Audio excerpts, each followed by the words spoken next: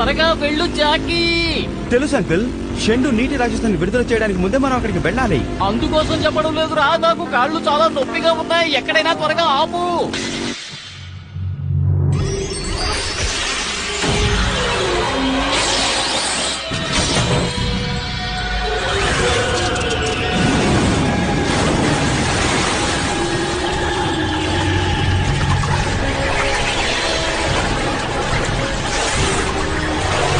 మళ్ళీ మిమ్మల్ని చూస్తున్నందుకు నాకు చాలా సంతోషంగా ఉంది కో.